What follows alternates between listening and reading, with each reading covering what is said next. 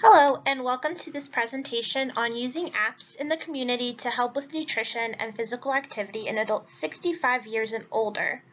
My name is Karolina Paronto. I am currently an LPN at Indiana State University in the LPN to BSN nursing program. If you'd like to take this minute, there is a handout that accompanies this PowerPoint if you would like to take a look and open that and use that as a reference point while going through the PowerPoint. What will we be discussing in this presentation? First, we will go over learning objectives, what we hope you can take away from this presentation. Then we will go over our population at risk. In this case, it will be older adults older than 65 years old. Then we will review my Fitbit and my FitnessPal as two wonderful fitness trackers that help patients in the older at-risk population. Then we will take a look at how will these fitness trackers help and do a post-test review. What are our learning objectives today? Firstly, at the conclusion of this presentation, the viewer will be able to classify a population at risk and how an individual 65 years or older fits into this category. Secondly, if the viewer is somebody who is 65 years or older, they would be able to decide if using a health app will benefit them in their health journey. And if they are not 65 years or older, how would this benefit somebody who is an older adult in their life? At the conclusion of this presentation, the viewer will be able to identify different applications on their phones which help with nutrition and physical activity.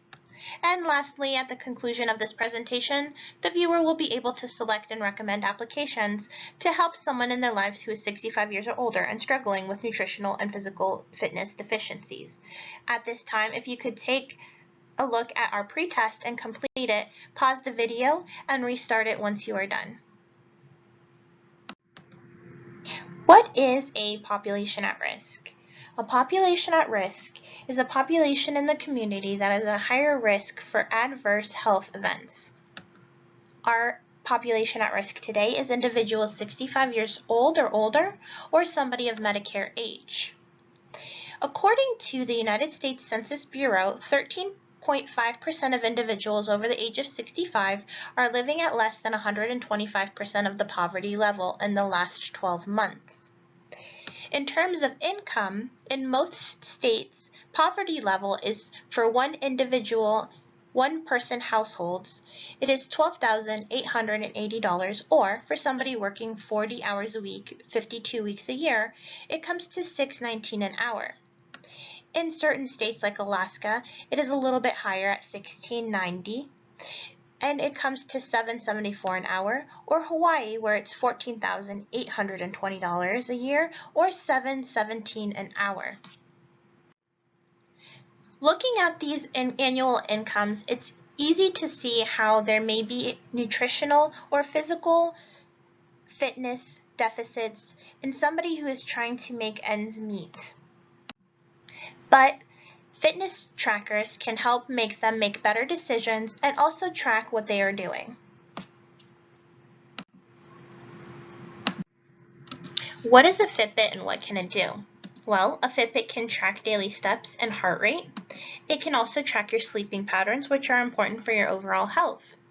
Fitbit is also an application on your phone that has a log for food and nutrition, as well as your daily caloric intake and hydration. This is important to see what kind of diet you are following, as well as making sure you are not going over or under your caloric daily intake, as well as staying hydrated. Fitbit provides opportunities to do challenges. In a challenge, you can challenge somebody who is your coworker, friend, family, or anybody who has a Fitbit to see who can complete the most steps in a certain amount of time.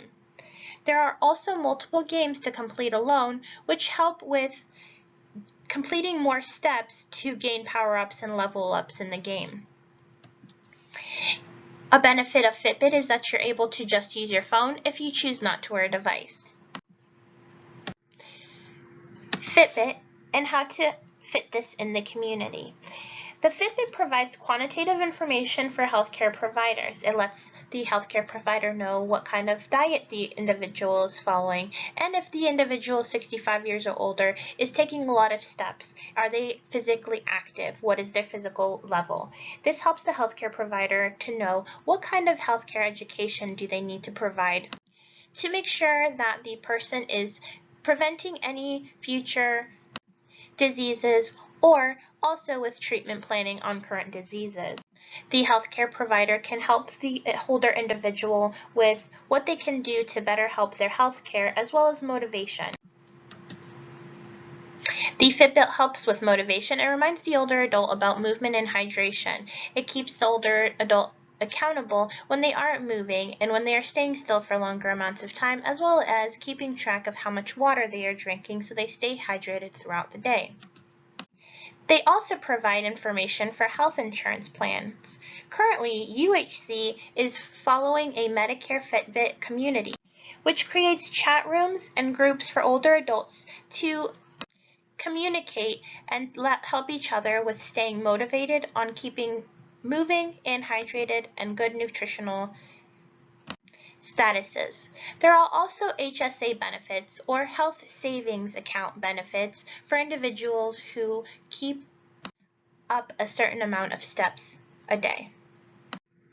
Another fitness tracker is MyFitnessPal, which allows you to log in for daily meals. It lets you know the nutritional value, the caloric intake, as well as the protein, the calories, vitamins, and all sorts of nutritional knowledge on what you are eating. There's a log for water intake. There's a log for fitness level as well as calories lost per activity over time. There are fun workout routines as well as fun recipes on this app. MyFitnessPal, and how does it fit in this community? MyFitnessPal provides quantitative information for healthcare providers in the same way that Fitbit provides quantitative information for healthcare providers in letting the healthcare provider know what kind of diet is somebody on and what kind of activity level they are keeping. It provides motivation and reminders to drink more water, to follow your diet, and as well as keep moving. The benefit from MyFitnessPal is that it provides knowledge to older adult individuals to promote healthier food options. MyFitnessPal gives more of a breakdown on the proteins, calories, vitamins, and foods, which allows for somebody to make a better decision on making sure they eat more nutritionally dense foods. Some benefits with fitness trackers, according to the NIA or the National Institute on Aging, is there's a reduction in blood pressure because they're following a more healthy eating plan, a reduction in cholesterol, a decrease in insulin resistance due to limited calories and nutritional density, as well as a prevention of obesity because the older adult is able to make sure they are following a good caloric intake. A moderately active female only needs 1,800 calories a day, while a moderately active male needs 2,200 to 2,400 calories a day.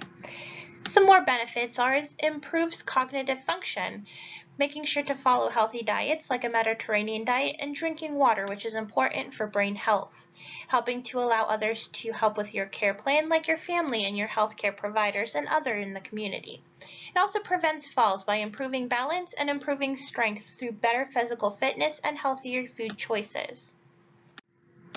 If at this time you could take out the post test and complete the post test, if you stop the video, the next slide will have all the answers. And here are the answers to the post test. You can review your answers and make sure you got everything correct. This slide shows the references referenced in the PowerPoint presentation today. Thank you so much for taking the time out to listen, and please refer to the handout for the websites used in this slide for more information.